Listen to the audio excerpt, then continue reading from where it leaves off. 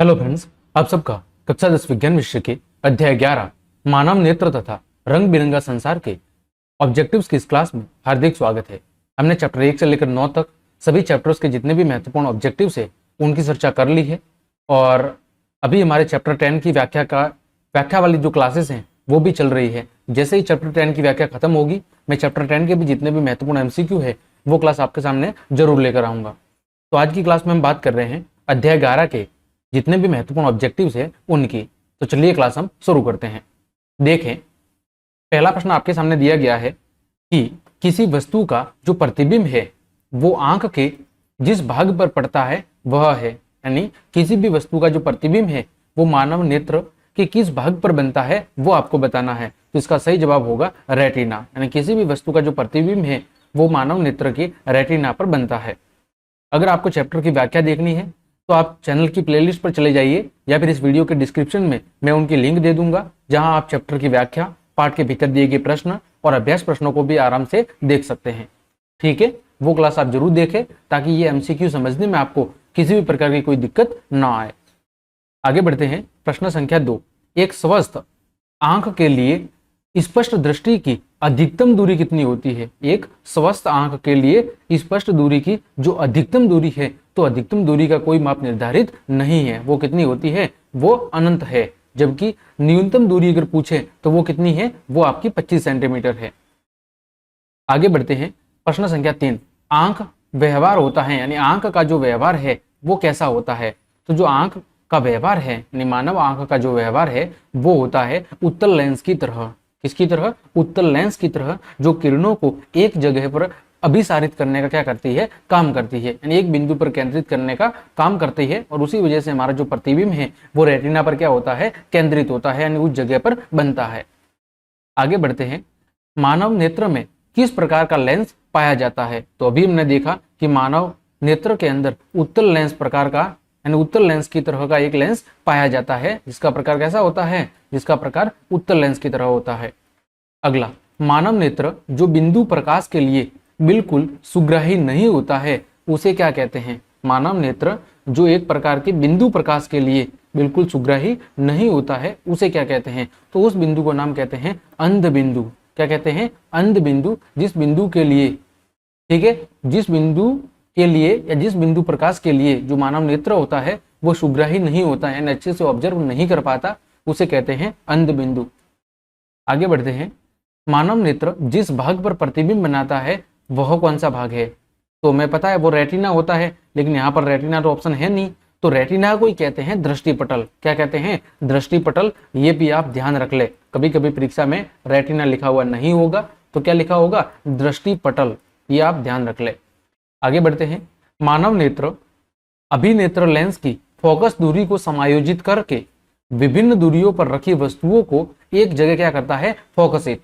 ऐसा हो पाने का कारण क्या है? यानी मानव नेत्र है वो अभिनेत्र की, जो हमारे अभिनेत्र लेंस है उसकी फोकस दूरी को क्या करता है? वस्तु की स्थिति के आधार पर क्या करता है? समायोजित करता है और उसका रेटिना पर एक उचित प्रतिबिंब बनाने का क्या करता है? काम करता है। तो ये ऐसा किस कारण से कर पाता है? तो नेत्र का जो ये गुण है या जो ये समता है उसे कहते हैं समंजन समता। क्या कहते हैं? समंजन समता। अगला, प्रश्न संख्या 8, जो नेत्र निकट वस्तु को साफ नहीं देख सकता उस नेत्र में होता है। तो जो नेत्र या आंख निकट रखी वस्तुओं को साफ नहीं देख पाता उस नेत्र के अंदर जो रोग होता है वो होता है दूरदृष्टि रोग। ये थोड़ा सा उल्टा है। देखो, अगर निकट की नहीं देख रहा है तो वो दूरदृष्टि है, और अगर उसको दूर की वस्तु साफ दिखाई नहीं दे रही है तो कौन सा दोष है? निकट दृष्टि दोष है। ये एक दूसरे के विपरीत है, आप याद कर ले, कंफ्यूज है थोड़ा कि अगर आप निकट की वस्तु को साफ नहीं देख पा रहे मतलब उसमें दूर दृष्टि दोष है, और यदि आप दूर की वस्तु को साफ नहीं देख पा रहे और निकट की देख पा रहे हो मतलब उसमें कौन सा दोष है? उसमें निकट दृष्टि दोष है। ठीक है, आगे बढ़ते हैं। सामान्य नेत्र की रेटिना पर बनने वाला प्रतिबिंब कैसा होता है? यानी हमारी आंख की रेटिना पर जो प्रतिबिंब बनता है वो कैसा होता है? उसकी प्रकृति कैसी होती है? तो वो होता है वास्तविक और कैसा होता है? उल्टा। वास्तविक और उल्टा होता है। ये भी काफी इंपॉर्टेंट है, कई बार परीक्षा में पूछा जाता है कि मानव नेत्र की आंख जो होती है, ठीक है, मानव नेत्र या जिसे हम आंख कहते हैं, उसके रेटिना पर बनने वाले प्रतिबिंब की प्रकृति कैसी होती है? तो वो होता है वास्तविक और उल्टा। क्योंकि जो हमारा रेटिना है या जो मानव आंख है वो किसकी तरह व्यवहार करता है, वो उत्तल लेंस की तरह व्यवहार करता है। और उत्तल लेंस के द्वारा जितने भी बनने वाले प्रतिबिंब हैं वो कैसे होते हैं, वास्तविक और उल्टे होते हैं। आगे बढ़ते हैं, नेत्र लेंस में समायोजन की क्रिया होती है, यानी मानव नेत्र के अंदर जो फोकस दूरी को समायोजित करने की जो क्रिया है वो कहाँ पर होती है, सॉरी किसके द्वारा होती है, तो वो होती है सीलियरी पेशियों के द्वारा। किसके द्वारा, सीलियरी पेशियों के द्वारा। उन पेशियों के द्वारा फोकस दूरी को क्या किया जाता है, वस्तु की आंख से दूरी के आधार पर समायोजित किया जाता है ताकि उसका रेटिना पर स्पष्ट प्रतिबिंब प्राप्त हो सके। और नेत्र लेंस की क्षमता को क्या कहते हैं, उसे कहते हैं समंजन क्षमता। क्या कहते हैं, समंजन क्षमता, यानी फोकस दूरी को समायोजित करने की जो क्षमता है वो है समंजन क्षमता। और किसके द्वारा की जाती है, तो पक्षमाभी पेशियों के द्वारा या सीलियरी पेशियों के द्वारा। आगे, किसी नेत्र का निकट बिंदु कितना होता है, अभी मैंने कुछ समय पहले बताया था कि अधिकतम बिंदु अनंत होता है और निकटतम बिंदु कितना होता है, 25 सेंटीमीटर होता है। अगला, पुतली की साइज को नियंत्रित करने वाला गहरा पेशीय डायफ्राम क्या कहलाता है। किसकी साइज को, पुतली की साइज को कंट्रोल करने वाला जो पेशीय डायफ्राम होता है वो क्या कहलाता है, तो उसे कहा जाता है परितारिका। ये क्या करते हैं, ये पुतली की साइज को कंट्रोल करने का काम करती है कि कितना प्रकाश हमारी आंखों में प्रवेश करना चाहिए। अगला, आंख की पुतली किस प्रकार का कार्य करती है, तो जो मानव की आंख की जो पुतली है वो कार्य करती है एक परिवर्ती द्वारक की भांति। किसकी तरह, परिवर्ती द्वारक की भांति, मतलब कि हमारी आंख में कितना जो प्रकाश है वो प्रवेश करना चाहिए, वो निर्धारण कौन करती है, आंख की पुतली। अगर ज्यादा प्रकाश होगा तो ये चिकुड़ जाएगी और यदि कम प्रकाश होगा तो ये क्या हो जाएगी, फैल जाएगी। आगे बढ़ते हैं, कॉर्निया के पीछे एक संरचना होती है और उसे क्या कहते हैं, तो कॉर्निया के पीछे पाई जाने वाली जो संरचना है उसे कहते हैं परितारिका। क्या कहते हैं, उसे परितारिका के नाम से जानते हैं। अगला प्रश्न है, निकट दृष्टि दोष उत्पन्न होने का कारण क्या है। निकट दृष्टि दोष उत्पन्न होने का कारण क्या है। निकट दृष्टि दोष में होता क्या है कि निकट की वस्तुएं तो साफ दिखाई देती है लेकिन दूर की वस्तुएं साफ नहीं दिखाई देती। तो ऐसी स्थिति में जो हमारा अभिनेत्र लेंस है यानी जो उत्तल लेंस है उसकी जो वक्रता है वो क्या हो जाती है, वो बढ़ जाती है, जिस वजह से हमें निकट की वस्तुएं तो साफ दिखाई देती है लेकिन दूर की वस्तुएं साफ दिखाई नहीं देती है। आगे बढ़ते हैं, निकट दृष्टि दोष दूर करने के लिए किस लेंस का व्यवहार होता है या किस लेंस का उपयोग किया जाता है। तो निकट दृष्टि दोष को दूर करने के लिए अवतल लेंस का उपयोग किया जाता है। किसका उपयोग किया जाता है, अवतल लेंस का। आंख में प्रवेश करने वाली प्रकाश की मात्रा को नियंत्रित कौन करता है, तो आंख में प्रवेश करने वाली प्रकाश की जो मात्रा है उसको नियंत्रित करने का काम कौन करता है, परितारिका। कौन करते हैं, परितारिका। और परितारिका इसी के जरिए पुतली की साइज को क्या करता है, कंट्रोल करता है। ठीक है, आंख में प्रवेश करने वाले जो प्रकाश की मात्रा है कि कितना प्रकाश हमारी आंखों में प्रवेश करना चाहिए, इसको कंट्रोल करने का काम किसका है, परितारिका का। और परितारिका दूसरा काम क्या करती है, जो पुतली है उस पुतली की साइज को कंट्रोल करती है। जितना प्रकाश हमारी आंखों में प्रवेश कर रहा है उसके आधार पर पुतली को कम या ज्यादा, यानी पुतली के आकार को कम करना या ज्यादा करना, उसको बंद करना या खोलना, ये काम भी कौन करता है, इसको कंट्रोल करने का काम भी परितारिका के द्वारा किया जाता है। अगला प्रश्न है, नेत्र में प्रवेश करने वाली प्रकाश किरणों का अधिकांश अपवर्तन होता है। नेत्र में प्रवेश करने वाली जो प्रकाश किरणें हैं उनका अधिकांश अपवर्तन कहाँ पर होता है वो आपको बताना है। तो उनका जो अधिकांश अपवर्तन है वो होता है जो कॉर्निया होता है उस कॉर्निया के बाहरी पृष्ठ पर, यानी हमारी आंखों में जो प्रकाश किरणों के माध्यम से प्रवेश करता है उसका ज्यादातर जो अपवर्तन की क्रिया है वो होती है कॉर्निया के बाहरी पृष्ठ पर। आगे बढ़ते हैं, किस नेत्र दोष को अवतल और उत्तल दोनों लेंसों से बने द्विफोकसी लेंस के द्वारा संशोधित किया जाता है। तो देखो, निकट दृष्टि दोष के लिए कौन सा लेंस है, निकट दृष्टि दोष के लिए अवतल लेंस है।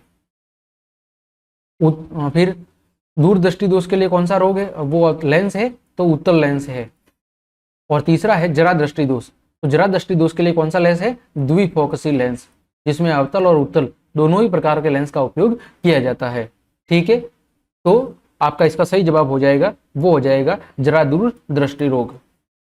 अगला प्रश्न है आपका, नेत्र गोलक का व्यास लगभग कितना होता है। हमारा जो नेत्र गोलक है उसका व्यास लगभग कितना होता है, तो 2.3 सेंटीमीटर। कितना होता है, 2.3 सेंटीमीटर। अगला, जब प्रकाश अत्यंत चमकीला होता है तो पुतली बन जाती है। जब प्रकाश अत्यंत ही चमकीला होता है, उसकी तीव्रता अधिक होती है, ऐसी स्थिति में जो पुतली है वो कैसी बन जाती है, तो पुतली का आकार छोटा हो जाता है, वो छोटी बन जाती है यानी सिकुड़ जाती है। और जब प्रकाश बहुत ही कम होता है ऐसी स्थिति में पुतली का आकार बढ़ जाता है यानी वो फैल जाती है, खुल जाती है। ये भी आपको ध्यान रखना है। आगे, मंद प्रकाश में किसकी शिथिलता से पुतली पूर्ण रूप से फैल जाती है। मंद प्रकाश यानी जब प्रकाश की मात्रा बहुत कम होती है तो फिर किसकी शिथिलता से जो पुतली है वो पूर्ण रूप से फैल जाती है। तो पुतली की साइज को कंट्रोल करने का जो काम है वो कौन करती है, वो करता है परितारिका। ये प्रकाश की मात्रा के आधार पर पुतली के आकार को कम या ज्यादा करने का काम करता है। आगे बढ़ते हैं।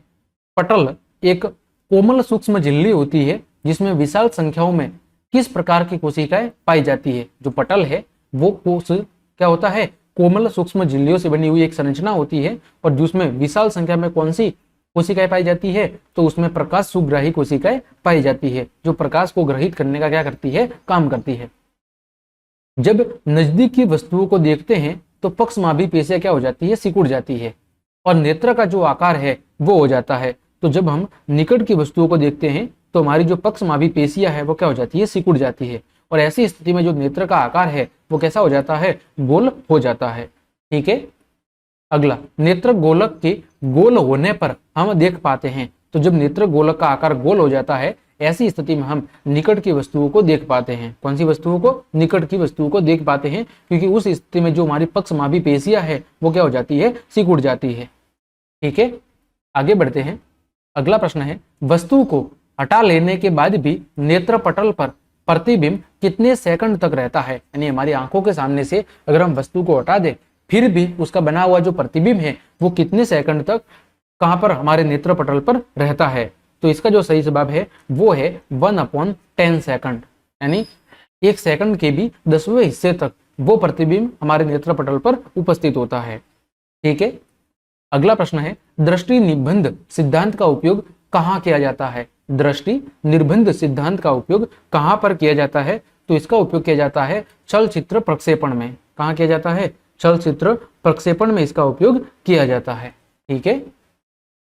अगला, कॉर्निया के पीछे क्या है, जो काले रंग की पेशियों का समुच्चय है।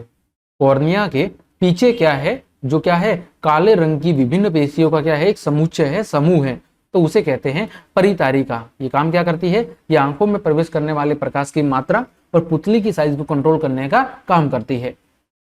अगला प्रश्न है, आयु में वृद्धि होने पर मानव नेत्र में समंजन क्षमता क्या हो जाती है, घट जाती है।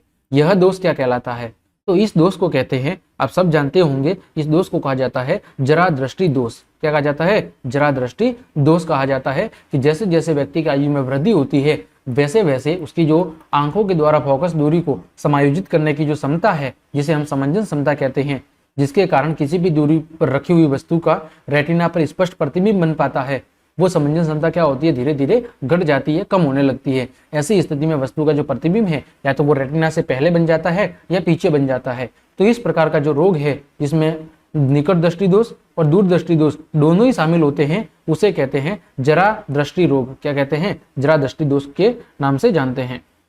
अगला प्रश्न है आपका, कॉर्निया में दोष अर्थात उसके पूर्णतः गोलीय न होने के कारण किस प्रकार का नेत्र दोष होता है। यानी जब कॉर्निया में कोई दोष हो जाता है जिसके कारण जो कॉर्निया है वो पूर्ण रूप से गोल नहीं हो पाता, ऐसी स्थिति में कौन सा दोष होता है, तो ऐसी स्थिति में होने वाला जो दोष है वो कहलाता है अबिंदुकता। कौन सा दोष कहलाता है, अबिंदुकता। अगला, अबिंदुकता नेत्र दोष वाले व्यक्ति के सचमे में किस तरह के लेंस से दोष का निवारण किया जाता है। यानी जिनको अबिंदुकता दोष होता है, नेत्र दोष, ऐसे व्यक्ति का जो इलाज है वो कौन से लेंस से किया जाता है, तो ये भी काफी इंपॉर्टेंट है। और ऐसी स्थिति में बेलनाकार लेंस का उपयोग किया जाता है। अवतल लेंस का उपयोग किया जाता है निकट दृष्टि दोष में, उत्तल लेंस का किया जाता है दूर दृष्टि दोष में, और जो आपका द्विफॉक्सी लेंस है उसका उपयोग किया जाता है जरा दृष्टि दोष में। आगे बढ़ते हैं। दोष रहित नेत्र 25 सेंटीमीटर और अनंत के बीच रखी वस्तु को आसानी से देख पाता है, इसके बीच की दूरी को क्या कहते हैं। यानी कि 25 सेंटीमीटर से लेकर जो कि निकटतम बिंदु है और अनंत जो कि दूर बिंदु है या दूरस्थ बिंदु है, इन दोनों के बीच की जो दूरी है उस दूरी का क्या कहते हैं, तो उसे कहते हैं दृष्टि परिसर। क्या कहते हैं, दृष्टि परिसर। इस रेंज के भीतर हमारी जो आंख है वो वस्तुओं को देख पाती है। आगे बढ़ते हैं। मानव नेत्र 2 है और इनका दृष्टि क्षेत्र कितना है, तो मानव नेत्र का जो दृष्टि क्षेत्र है वो है 180 डिग्री। कितना है? 180 डिग्री। ये बिल्कुल समतल दोनों तरफ, यानी हमारी आंख अगर सेंटर पर है तो ये 180 के एंगल पर दोनों दिशाओं में क्या कर सकती है? देख सकती है। ठीक है, आगे बढ़ते हैं। शिकार करने वाले जंतुओं के दो नेत्र उनके सिर पर विपरीत दिशाओं में क्या होते हैं? स्थित होते हैं, अतः उनका दृष्टि क्षेत्र होता है। यानी जो शिकार करने वाले जंतु है उनके जो दोनों नेत्र होते हैं वो उनके सिर पर विपरीत दिशाओं में क्या होते हैं? स्थित होते हैं, अतः उनका जो दृष्टि क्षेत्र है वो क्या होता है? वो अधिकतम होता है और वो चारों तरफ की जो दिशाएं हैं उन दिशाओं में आसानी से देख पाते हैं। अगला, सामान्य दृष्टि के वयस्कों के लिए सुस्पष्ट दर्शन की न्यूनतम दूरी कितनी होती है? तो अभी हमने बताया था कि मानव नेत्र की जो न्यूनतम दूरी होती है, निकटतम दूरी होती है, वो होती है 25 सेंटीमीटर। लेकिन यहाँ पर इसने प्रश्न को थोड़ा घुमाकर पूछा है। देखो, सामान्य दृष्टि के वयस्कों के लिए सुस्पष्ट दर्शन की न्यूनतम दूरी कितनी होती है? तो 25 सेंटीमीटर। और दूरस्थ बिंदु कितना होता है? तो अनंत होता है। अगला, किस लेंस का उपयोग करके दीर्घ दृष्टि दोष को संशोधित किया जा सकता है? तो जो दीर्घ दृष्टि दोष है उसको संशोधित करने के लिए, या जिसे हम दूरदृष्टि दोष भी कहते हैं, उसको संशोधित करने के लिए उत्तल लेंस का उपयोग किया जाता है, जिसमें आपको दूर की वस्तु तो साफ दिखाई देती है लेकिन निकट की वस्तु साफ दिखाई नहीं देती है। तो ऐसे रोग को कहते हैं दीर्घ दृष्टि दोष या दूरदृष्टि दोष, और ऐसे दोष के निवारण के लिए उत्तल लेंस का उपयोग किया जाता है। अगला, दूरदृष्टि वाली आंखें साफ साफ देख सकती है। तो जो दूरदृष्टि वाली लेंस जो वस्तुएं हैं वो दूर की वस्तुओं को साफ साफ देख सकती है, ठीक है, लेकिन वो निकट की वस्तुओं को साफ साफ नहीं देख पाएगी। अगला, कभी कभी कुछ व्यक्तियों के नेत्र का क्रिस्टलीय लेंस कैसा हो जाता है? दूधिया हो जाता है या धुंधला हो जाता है। कभी कभी कुछ व्यक्तियों के, कुछ व्यक्ति का मतलब या तो वो उनकी उम्र धीरे धीरे ज्यादा होने लगती है, ऐसी स्थिति में जो उनका क्रिस्टलीय लेंस है वो क्या हो जाता है? तो दूधिया हो जाता है या धुंधला हो जाता है, जिसके कारण उनको जो वस्तुएं हैं वो स्पष्ट रूप से दिखाई नहीं देती, यानी धुंधली धुंधली दिखाई देती है। तो इस स्थिति को किस नाम से जानते हैं? तो इस स्थिति को कहा जाता है मोतियाबिंद। क्या कहा जाता है? मोतियाबिंद। ये भी काफी इंपॉर्टेंट प्रश्न है। अगला आपका प्रश्न है, वो दिया गया है कि जो जरा दूरदृष्टि रोग है या जरा दृष्टि रोग है वो क्यों उत्पन्न हो जाता है? इसके पीछे कारण क्या है? यानी जरा दृष्टि दोष जो रोग है वो उत्पन्न होने के पीछे कारण क्या है? तो इसका कारण है कि जो नेत्र की समंजन क्षमता है वो बढ़ती उम्र के साथ क्या हो जाती है? घट जाती है।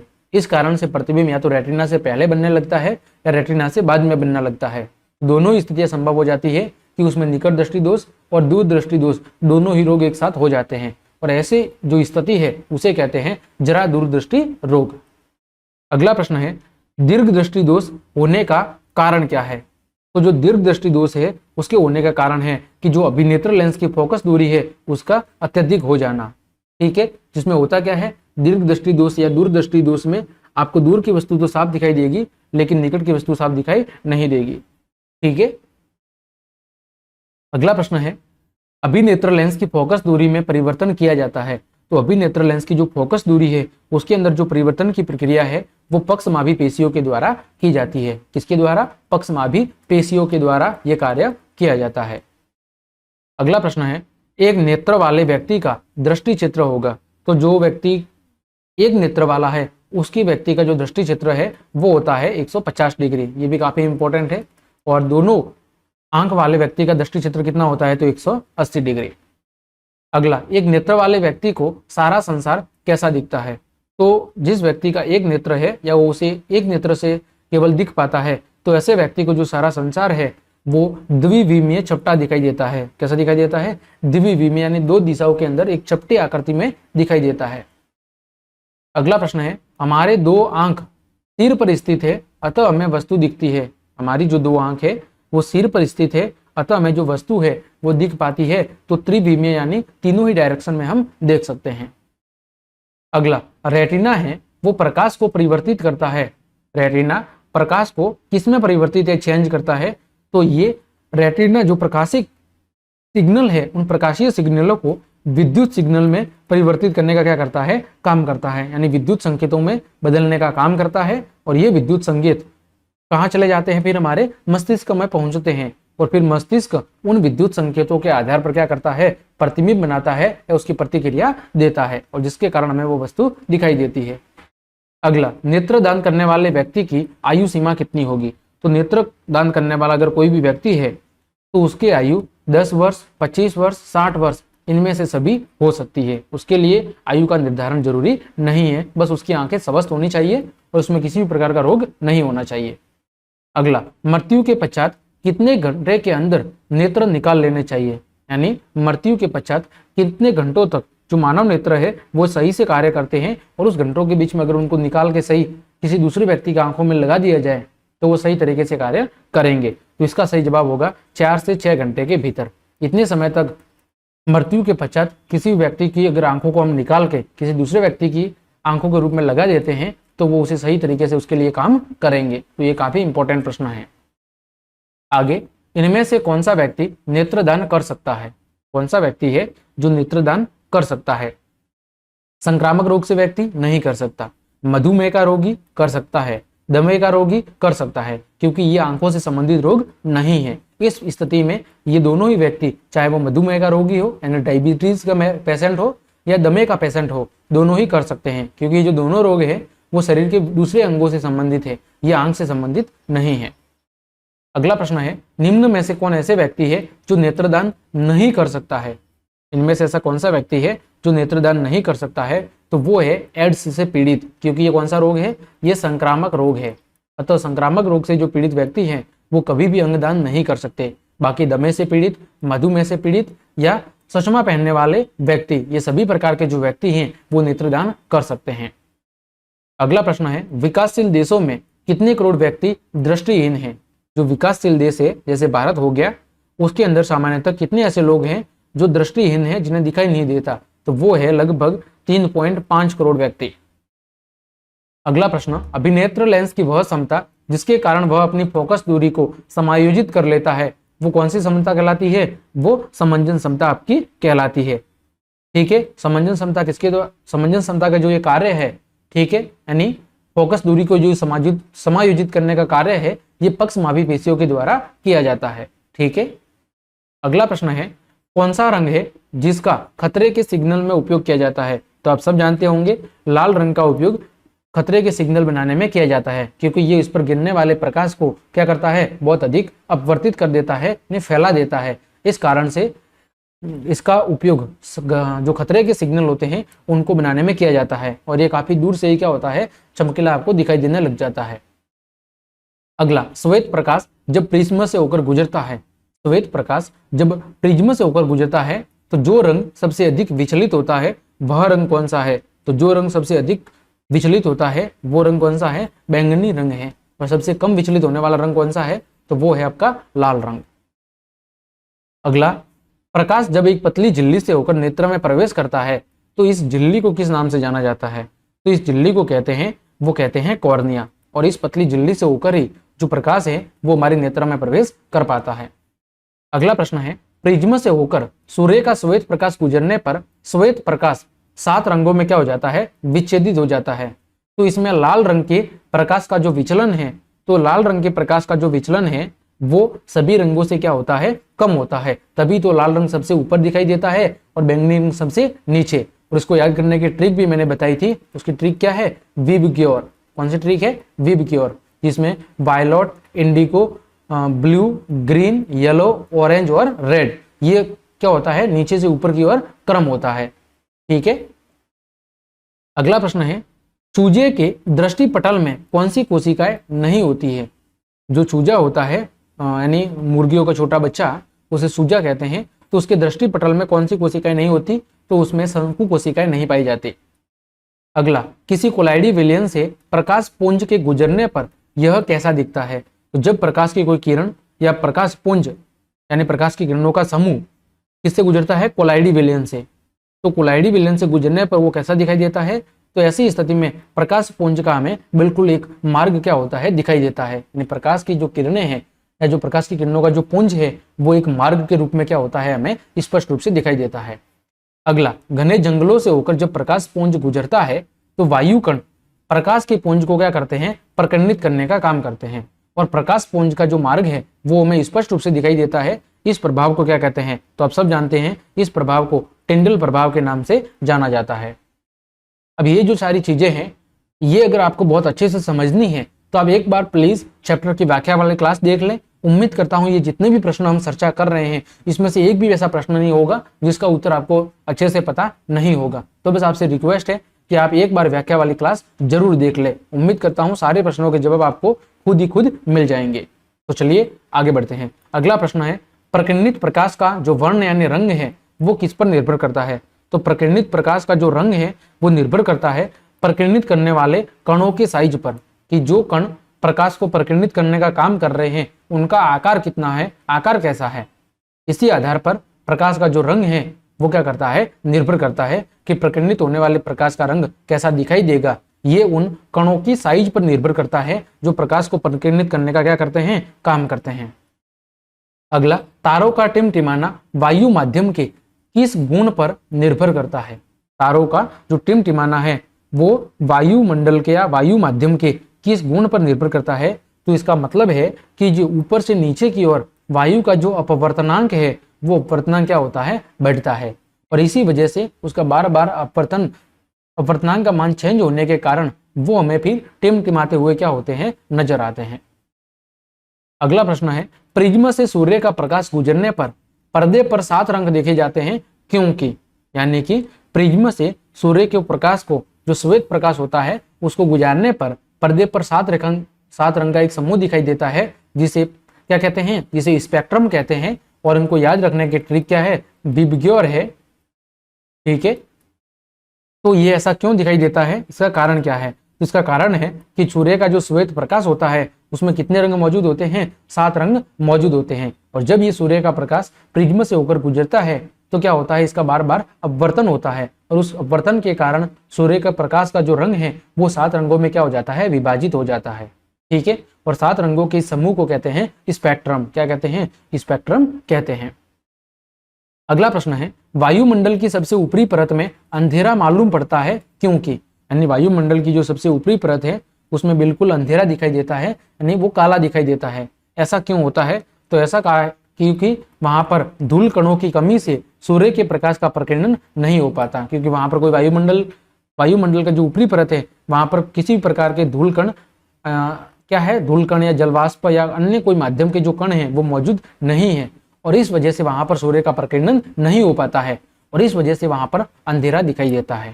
ठीक है, अगला प्रश्न है, किसी अंतरिक्ष यात्री को आकाश कैसा प्रतीत होता है? आप सब जानते होंगे किसी अंतरिक्ष यात्री को जो आकाश है वो काला प्रतीत होता है, क्योंकि वहां पर वायुमंडल मौजूद नहीं होता, और उस वजह से प्रकाश के जो रंग है, जो प्रकाश है, उस प्रकाश का क्या नहीं हो पाता, प्रकीर्णन नहीं हो पाता, और इस वजह से वो काला दिखाई देता है। अगला, द्वितीयक इंद्रधनुष में पानी के बूंद के अंदर कितने आंतरिक परावर्तन होते हैं? यानी द्वितीयक जो इंद्रधनुष बनता है, यानी एक इंद्रधनुष का दूसरा इंद्रधनुष बनना, तो उस द्वितीय इंद्रधनुष में पानी के बूंद के अंदर कितने आंतरिक परावर्तन होते हैं? तो 2 बार होता है। एक बार तो इंद्रधनुष की प्रक्रिया में होता है और दूसरी बार उस दूसरे इंद्रधनुष के लिए। तो ऐसी स्थिति में वहां पर 2 बार क्या होता है, आंतरिक परावर्तन की घटना होती है। अगला, जब पानी की बूंदों के भीतर एक ही पूर्ण परावर्तन होता है तो ऐसे इंद्रधनुष को क्या कहते हैं? जब पानी की बूंदों के भीतर एक बार ही पूर्ण आंतरिक परावर्तन होता है तो ऐसे इंद्रधनुष को कहते हैं प्राथमिक इंद्रधनुष, और जब पानी की बूंदों के भीतर 2 बार पूर्ण आंतरिक परावर्तन होता है तो उसे कहते हैं द्वितीयक इंद्रधनुष। अगला प्रश्न है, सूर्यास्त और सूर्यास्त के समय सूर्य का गोल दिखता है।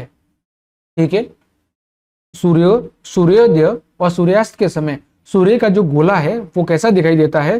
तो उस समय जो सूर्य का गोला है वो आपको छपटा दिखाई देता है। कैसा दिखाई देता है? छपटा। अगला, जब प्रकाश वायु के कणों पर पड़ता है तो कणों के आवेश, ठीक है, क्या होते हैं? कंपन करने लगते हैं, यानी कणों के जो कण हैं, जो कणों का जो आवेश है वो क्या होता है? कंपन करने लगता है, और कंपन से क्या उत्पन्न होता है? प्रकाश, और सभी दिशाओं में क्या होता है? वो फैलने लगता है। तो इस घटना को क्या कहते हैं? जब प्रकाश वायु के कणों पर पड़ता है तो कणों में क्या उत्पन्न होता है? आवेश, और उस कंपन से क्या उत्पन्न होता है? फिर प्रकाश उत्पन्न होता है, और वो सभी दिशाओं में क्या होता है? फैलता है। तो इस घटना को किस नाम से जानते हैं? तो इस घटना को कहते हैं प्रकीर्णन। क्या कहते हैं? प्रकीर्णन। अगला, दूध और शुद्ध पानी से लेजर बीम गुजरने पर शुद्ध पानी और दूध, उनसे अगर हम लेजर बीम यानी प्रकाश की किरण पुंज को गुजार दे तो ऐसी स्थिति में क्या होगा? तो ऐसी स्थिति में हमें क्या देखने को मिलेगा कि दूध में प्रकाश का प्रकीर्णन होगा, क्योंकि इसमें क्या होंगे? इसमें कोलाइडी कण होते हैं। दूध में क्या होगा, प्रकीर्णन होगा। शुद्ध पानी में तो कुछ नहीं होगा, लेकिन दूध के अंदर क्या होगा, प्रकाश का प्रकीर्णन होगा, क्योंकि उसमें कौन से कण मौजूद होते हैं, कोलाइडी कण मौजूद होते हैं। आगे बढ़ते हैं, किस वर्ण पर तरंग दैर्ध्य सबसे बड़ा है, यानी किस रंग का तरंग दैर्ध्य सबसे अधिक है या सबसे बड़ा है। तो आप सब जानते होंगे कि लाल रंग का जो तरंग दैर्ध्य है वो सबसे अधिक होता है। इसी कारण से खतरे के जितने भी निशान होते हैं वो सड़कों पर लाल रंग के बनाए जाते हैं, ताकि उस पर गिरने वाले प्रकाश को यह तेजी से क्या कर सके, फैला सके। ठीक है, अगला प्रश्न है, कांच का जो अपवर्तनांक है वो कांच का जो अपवर्तनांक है वो विभिन्न वर्गों के प्रकाश के लिए, तो कांच का जो अपवर्तनांक है वो विभिन्न वर्गों के प्रकाश के लिए क्या होता है, अलग अलग होता है, भिन्न भिन्न होता है। अलग अलग रंगों के प्रकाश के लिए उसका जो अपवर्तनांक का मान है वो भी क्या होता है, अलग अलग होता है। अगला है, कांच का अपवर्तनांक किस वर्ण के लिए, किस रंग के लिए अधिकतम होता है। तो इसका सही जवाब होगा बैंगनी रंग के लिए कांच का जो अपवर्तनांक मान है वो सबसे अधिक होता है, और लाल रंग के लिए क्या होता है, सबसे कम होता है। अगला, कांच का अपवर्तनांक किस वर्ण के लिए न्यूनतम होता है। तो अभी हमने बताया लाल रंग के लिए सबसे न्यूनतम होता है, और बैंगनी रंग के लिए क्या होता है, सबसे मैक्सिमम होता है, अधिकतम होता है। अगला प्रश्न, एक प्रिज्म सूर्य के श्वेत प्रकाश को 7 रंगों में क्या करता है, विभक्त करता है।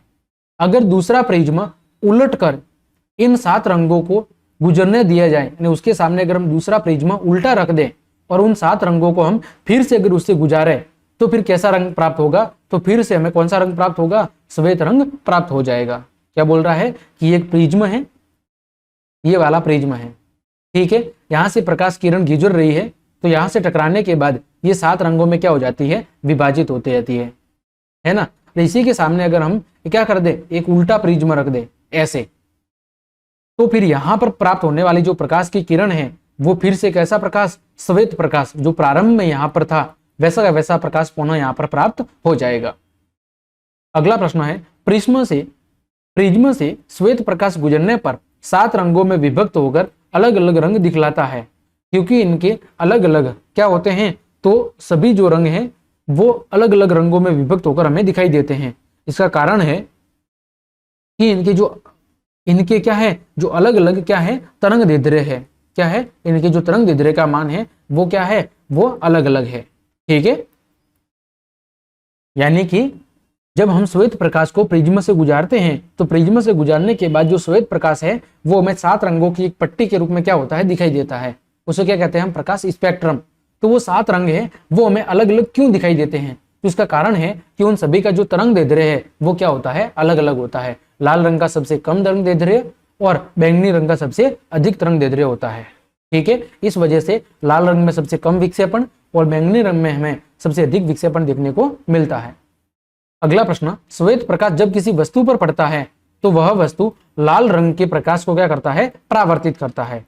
तो उस वस्तु का वर्ण यानी रंग कैसा होगा, यानी बोल रहा है कि जब श्वेत प्रकाश किसी वस्तु पर पड़ता है तो वह वस्तु लाल रंग के प्रकाश को क्या करती है, परावर्तित करती है। तो फिर उस वस्तु का रंग कैसा होगा, तो उस वस्तु का रंग भी कैसा होगा, लाल रंग। सिंपल सी बात है, अगर वो लाल रंग के प्रकाश को परावर्तित कर रही है मतलब उस वस्तु का रंग भी कैसा होगा, लाल रंग ही होगा। अगला प्रश्न है, नीले रंग की प्रकाश से हरे वर्ण की वस्तु को प्रदीप्त करने पर यह वस्तु कैसे दिखेगी। क्या बोल रहा है, नीले रंग का प्रकाश है और उस प्रकाश से हम हरे रंग की वस्तु को क्या कर रहे हैं, प्रदीप्त कर रहे हैं, चमका रहे हैं। तो ऐसी स्थिति में वो वस्तु कैसी दिखाई देगी, तो वो वस्तु दिखाई देगी काले रंग की। कौन सी रंग की, काले रंग की। अगला, पेड़ की जो पत्तियां है वो हरे रंग की दिखती है क्योंकि यह परावर्तित करती है। तो ये कौन से रंग को परावर्तित करती है, तो ये हरे रंग को परावर्तित करती है, इसी कारण से हमें वो हरे रंग की दिखाई देती है। अगला, लाल गुलाब को हरे प्रकाश में अगर देखा जाए तो ये कैसा प्रतीत होगा। क्या बोल रहा है कि जो लाल गुलाब है उसको अगर हम हरे प्रकाश में देखें तो ये हमें कैसा दिखाई देगा, तो ये हमें काले रंग का दिखाई देगा। अगला, प्रकाश का प्राथमिक रंग या वर्ण कौन सा है। तो प्रकाश का जो प्राथमिक वर्ण है वो है आपका RGB, रेड, ग्रीन और ब्लू। यानी ये हरा है, हरा, नीला और लाल, यानी ऑप्शन डी आपका सही है। ये तीनों ही रंग है वो प्रकाश के प्राथमिक वर्ण यानी रंग है। यानी इन तीनों मुख्य रंगों से मिलकर प्रकाश बना होता है, जिसे RGB कहते हैं, रेड, ग्रीन, ब्लू। अगला, तीनों प्राथमिक वर्णों को यानी RGB को उचित अनुपात में मिलाने पर श्वेत प्रकाश बनता है। और इनमें से एक प्राथमिक वर्ण यानी एक प्राथमिक रंग को अगर हम हटा दे या घटाने पर जो प्राप्त वर्ण है वो क्या कहलाते हैं। यानी इन तीनों में से अगर हम एक वर्ण या रंग को घटा दे तो ऐसी स्थिति में जो प्राप्त रंग है वो उस रंग को हम क्या कहेंगे, तो उसे कहेंगे मिश्र वर्ण भी कह सकते हैं और मैजेंटा, सियान तथा नीला भी कह सकते हैं। यानी ऑप्शन सी आपका सही है। यानी इन तीनों में से अगर हम एक रंग को हटा दे तो उसके बाद बनने वाला जो रंग है ना, जो प्राप्त होने वाला रंग या वर्ण है उसको हम क्या कहेंगे, तो उसको हम मिश्र वर्ण भी कह सकते हैं और मैजेंटा, सियान तथा नीला रंग भी कह सकते हैं। अगला, नीला तथा हरे प्रकाश के मिलने पर किस वर्ण का प्रकाश प्राप्त होता है। किसको मिलाना है, नीले और हरे को, और नीले और हरे को हम मिला दे तो ऐसी स्थिति में प्राप्त होने वाला जो प्रकाश है वो कौन से रंग का होगा, सियान रंग का होगा। अगला, लाल और नीले वर्ण के प्रकाश को मिलाने पर किस वर्ण का प्रकाश प्राप्त होता है। किसको, लाल और नीले को। तो अगर हम लाल और नीले रंग को प्रकाश को मिला दे तो ऐसी स्थिति में प्राप्त होने वाला जो प्रकाश का रंग है वो कौन सा होगा, मैजेंटा होगा। अगला, लाल और हरे वर्ण के प्रकाश को मिलाने पर किस वर्ण का प्रकाश प्राप्त होगा। किसको, लाल और हरे को। तो लाल और हरे रंग को अगर हम मिला दे तो ऐसी स्थिति में प्राप्त होने वाला जो प्रकाश है वो कौन से रंग का होगा, पीले रंग का। अगला, अभिनेत्र लेंस की वक्रता में परिवर्तन किसके द्वारा किया जाता है। तो हमारा जो अभिनेत्र लेंस है उसकी वक्रता में जो परिवर्तन किया जाता है वो पक्षमापी पेशियों के द्वारा किया जाता है। अगला, पेशियों के शिथिल होने पर अभिनेत्र लेंस की फोकस दूरी लगभग होती है। यानी जब हमारी जो पेशियां है, पक्षमापी पेशियां, वो शिथिल हो जाती है तो ऐसी स्थिति में जो अभिनेत्र लेंस की जो फोकस दूरी है वो लगभग कितनी होती है, तो वो होती है 2.5 सेंटीमीटर। अगला, मोटर वाहन चलाने के लिए ड्राइविंग लाइसेंस निम्न में से किन व्यक्तियों को दिया जाता है। यानी मोटर वाहन चलाने के लिए जो ड्राइविंग लाइसेंस दिया जाता है वो किन व्यक्तियों को दिया जाता है, तो जो वर्णांध नहीं है, वर्णांध नहीं है मतलब जो विभिन्न प्रकार के रंगों को आसानी से पहचान पाते हैं। जिन व्यक्तियों में ये क्षमता नहीं होती, यानी वो अलग अलग रंगों को आसानी से नहीं पहचान नहीं पाते, उसे कौन सा रोग कहते हैं, उसे कहते हैं वर्णांधता रोग। कौन सा रोग, वर्णांधता रोग। यानी वो अलग अलग रंगों को आसानी से नहीं पहचान पाते, तो ऐसे व्यक्तियों को ड्राइविंग लाइसेंस नहीं दिया जाता है। जिन व्यक्तियों में ये रोग नहीं होता है उन्हीं व्यक्तियों को ड्राइविंग लाइसेंस दिया जाता है। अगला प्रश्न है, पराबैंगनी प्रकाश जिनकी तरंग दैर्ध्य अत्यंत कम होती है में वस्तुओं को देखना। यानी पराबैंगनी प्रकाश जिनका तरंग दैर्ध्य बहुत ही कम होता है, ऐसी स्थिति में वस्तुओं को जो देखना है वो क्या होता है, काफी कठिन होता है। अगला, कोलाइडी कणों के द्वारा प्रकाश के प्रकीर्णन को क्या कहा जाता है। तो कोलाइडी कणों के द्वारा प्रकाश के प्रकीर्णन को कहा जाता है टिंडल प्रभाव। अगला, अति सूक्ष्म कण किस तरह के प्रकाश को प्रकीर्णित करते हैं। जो अति सूक्ष्म कण होते हैं वो किस तरह के प्रकाश को प्रकीर्णित करते हैं, तो वो नीले रंग के प्रकाश को क्या करते हैं, प्रकीर्णित करते हैं। अगला, किसी प्रिज्म से होकर गुजरने वाली प्रकाश के लिए जो आपतन कोण आई है और जो अपवर्तन कोण आई है, आपतन कोण आई है और अपवर्तन कोण क्या है, आर है, तो फिर निर्गत कोण का मान क्या होगा। ये बोल रहा है किसी प्रिज्म से होकर गुजरने वाले प्रकाश के लिए जो आपतन कोण है उस आपतन कोण का मान आई है और अपवर्तन कोण का मान आर है, तो ऐसी स्थिति में जो निर्गत कोण है उस निर्गत कोण का मान किसके बराबर होगा, तो ऐसी स्थिति में निर्गत कोण का मान किसके बराबर होगा, आपके आपतन कोण के बराबर होगा। अगला, वास्तविक सूर्यास्त और आभासी सूर्यास्त के बीच लगभग कितने समय का अंतर होता है। वास्तविक सूर्यास्त और आभासी सूर्यास्त जो किसके कारण दिखाई देता है, अपवर्तन की घटना के कारण हमें जो ये अंतर दिखाई देता है वो लगभग कितने मिनट का अंतर होता है, तो वो लगभग 2 मिनट का अंतर होता है। और ये जो अंतर है ये हमें किसके कारण दिखाई देता है, तो अपवर्तन की घटना के कारण ये हमें अंतर दिखाई देता है, जिसमें हमें सूर्य उसकी वास्तविक स्थिति से कुछ ऊपर और कुछ नीचे क्या होता है, दिखाई देता है। अगला, इंद्रधनुष किस प्रकार का स्पेक्ट्रम है। तो जो इंद्रधनुष है वो एक प्रकार का प्राकृतिक स्पेक्ट्रम है। कैसा है, प्राकृतिक स्पेक्ट्रम है। स्पेक्ट्रम मतलब क्या होता है, 7 रंगों का समूह। अगला, टिंडल प्रभाव प्रकाश की कौन सी परिघटना को प्रदर्शित करता है। तो जो टिंडल प्रभाव है वो प्रकाश के प्रकीर्णन की घटना को क्या करता है, प्रदर्शित करता है, प्रकाश के प्रकीर्णन की घटना को। अगला, अत्यधिक ऊंचाई पर आकाश में वायुयान से सफर करने पर आकाश का रंग कैसा दिखाई देता है, तो काला दिखाई देता है। कैसा दिखाई देता है, काला रंग आपको दिखाई देता है, क्योंकि वहां पर वायुमंडल उपस्थित नहीं होता और उस वजह से वहां पर प्रकाश का प्रकीर्णन नहीं हो पाता है। अगला प्रश्न है, जब नजदीक की वस्तुओं को देखा जाता है तो अभिनेत्र लेंस की वक्रता त्रिज्या में क्या परिवर्तन देखने को मिलता है? तो जब हम नजदीक की वस्तुओं को देखते हैं तो ऐसी स्थिति में जो हमारी अभिनेत्र लेंस है, उस अभिनेत्र लेंस की जो वक्रता त्रिज्या है, उस वक्रता त्रिज्या में हमें क्या परिवर्तन देखने को मिलता है कि जो फोकस दूरी है वो फोकस दूरी क्या हो जाती है, घट जाती है। और जब फोकस दूरी घट जाती है तो फोकस दूरी और वक्रता त्रिज्या में क्या संबंध होता है, एक दूसरे के समानुपाती होते हैं। इसका मतलब वक्रता जो त्रिज्या है वो भी क्या हो जाएगी, वो भी घट जाएगी। यदि फोकस दूरी घट रही है तो वक्रता त्रिज्या भी क्या हो जाएगी, घट जाएगी। अगला प्रश्न है, विद्युत सिग्नल किसके द्वारा मस्तिष्क तक पहुंचते हैं? तो जो विद्युत सिग्नल है वो किसके द्वारा मस्तिष्क तक पहुंचते हैं? तो उन कोशिका को कहते हैं द्रक तंत्रिका कोशिकाएं।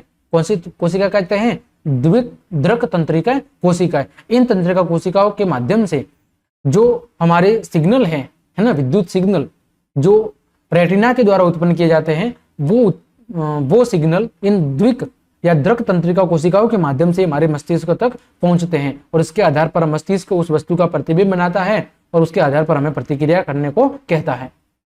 अगला, स्पेक्ट्रम प्राप्त करने के लिए किसका उपयोग किया जाता है? तो आप सब जानते होंगे स्पेक्ट्रम यानी 7 रंगों का जो समूह है, उस स्पेक्ट्रम को प्राप्त करने के लिए प्रिज्म का उपयोग किया जाता है। अगला प्रश्न है, रेटिना पर किसी वस्तु का उल्टा और वास्तविक प्रतिबिंब किसके द्वारा बनता है? तो रेटिना पर किसी वस्तु का उल्टा और जो वास्तविक प्रतिबिंब है वो अभिनेत्र लेंस के द्वारा बनता है। और वो लेंस कौन सा होता है? तो वो लेंस होता है उत्तल लेंस। कौन सा लेंस होता है? उत्तल लेंस। अगला प्रश्न है, आकाश नीला क्यों दिखाई देता है? इसके पीछे का कारण क्या है? तो आकाश का नीला दिखाई देने का कारण है कि धूल कणों और ये जल वाष्प से रहित होता है और इस कारण से प्रकाश का क्या होता है, यहाँ पर प्रकीर्णन होता है। अगला, यदि प्रकीर्णन करने वाले कणों के साइज आकार बहुत ही अधिक है तो फिर प्रकीर्णित प्रकाश कौन सा होगा? तो ऐसी स्थिति में जो प्रकाश है वो हमें श्वेत रंग का दिखाई देगा। अगला, किसी प्रिज्म में आपतित किरण और निर्गत किरण के बीच बनने वाले कोण को क्या कहते हैं? तो आपतित किरण और निर्गत किरण के बीच में जो बनने वाला कोण है उसे कहते हैं विचलन कोण। अगला प्रश्न है, सूर्य के श्वेत प्रकाश 7 रंगों का क्या है, मिश्रण है। प्रिज्म के द्वारा इन रंगों के विभाजन को क्या कहते हैं? तो प्रिज्म के द्वारा इन रंगों के विभाजन को कहते हैं वर्ण विक्षेपण। क्या कहते हैं? वर्ण विक्षेपण। और इन 7 रंगों के समूह का क्या कहते हैं? तो स्पेक्ट्रम कहते हैं। अगला, किसी प्रिज्म के 2 पार्श्व पृष्ठों के बीच के कोण को क्या कहते हैं? तो किसी प्रिज्म के जो 2 पार्श्व पृष्ठ है उनके बीच के कोण को कहते हैं प्रिज्म कोण। क्या कहते हैं? प्रिज्म कोण। इनकी व्याख्या हमने चैप्टर की व्याख्या में बहुत अच्छे से की थी, वहां पर मैंने प्रिज्म को बहुत अच्छे से समझा रखा है। अगला प्रश्न है, किसी प्रिज्म से जो अपवर्तित प्रकाश किरणें हैं वो प्रकाश किरणें जो गुजरती है उस प्रिज्म से, उसमें तो क्या परिवर्तन होता है? तो वो प्रिज्म के आधार के क्या होती है, समांतर होती है। किसी प्रिज्म से अपवर्तित होने वाली जो प्रकाश किरणें हैं वो प्रिज्म के आधार के क्या होती है, समानांतर होती है। अगला प्रश्न है, प्रिज्म से होकर गुजरने वाली श्वेत प्रकाश को एक पर्दे पर प्राप्त लिया जाए तो रंगों के बैंड को क्या कहेंगे? तो उसे हम कहेंगे स्पेक्ट्रम। यानी प्रिज्म से होकर गुजरने वाले जो श्वेत प्रकाश है, जब वो प्रिज्म से होकर गुजरेगा तो उसका वर्ण विक्षेपण होगा और वो 7 रंगों के समूह में क्या हो जाएगा, विभक्त हो जाएगा। और उसको अगर हम पर्दे पर प्राप्त कर ले तो फिर ऐसे 7 रंगों के समूह को कहा जाता है स्पेक्ट्रम। अगला, उदय और अस्त होते समय सूर्य कैसा दिखाई देता है? तो उस समय सूर्य लाल दिखाई देता है प्रकीर्णन के कारण। अगला, कांच प्रिज्म के द्वारा उत्पन्न श्वेत प्रकाश के स्पेक्ट्रम में किस रंग की किरण का झुकाव अधिक होता है? कौन से किरण की रंग की जो किरण है उसका झुकाव सबसे अधिक होता है? तो वो होती है बैंगनी रंग। ठीक है, उसका झुकाव सबसे अधिक देखने को मिलता है, यानी इसमें विक्षेपण सबसे अधिक देखने को मिलता है। और लाल रंग में सबसे कम देखने को मिलता है, क्योंकि लाल रंग का तरंग दैर्ध्य सबसे अधिक होता है और बैंगनी रंग का जो तरंग दैर्ध्य है वो सबसे कम होता है। इस कारण से लाल रंग में सबसे कम विक्षेपण देखने को मिलता है और बैंगनी रंग में सबसे अधिक विक्षेपण देखने को मिलता है। तो इस प्रकार आपका अगला प्रश्न है, जब वायुमंडल से होकर सूर्य का प्रकाश क्या होता है, गुजरता है, तो फिर आकाश का रंग नीला दिखता है। जब वायुमंडल से होकर सूर्य का प्रकाश क्या होता है, गुजरता है, तो हमें जो आकाश है वो आकाश का रंग कैसा दिखाई देता है, नीला दिखाई देता है। इसके पीछे कारण क्या है? तो इसके पीछे का कारण है कि वायु के जो सूक्ष्म कण हैं वो लाल रंग की अपेक्षा नीले रंग को अधिक प्रबलता से क्या करते हैं, प्रकीर्णित करते हैं। इस वजह से हमें वो कैसा रंग का दिखाई देता है, नीले रंग का दिखाई देता है। ठीक है, तो इस प्रकार हमने आपके अध्याय 11 के जितने भी इंपॉर्टेंट ऑब्जेक्टिव्स बन रहे थे उन सभी इंपॉर्टेंट एमसीक्यू की चर्चा बहुत अच्छे से कर ली है। उम्मीद करता हूं सारे प्रश्न आपको अच्छे समझ में आए होंगे। तो क्लास देखने के लिए आप सभी को धन्यवाद। अगर आपको मेरी क्लास और मेहनत पसंद आ रही है तो फिर लाइक, कमेंट, शेयर और सब्सक्राइब जरूर ठोक दे। आज के लिए इतना ही। जय हिंद, जय भारत।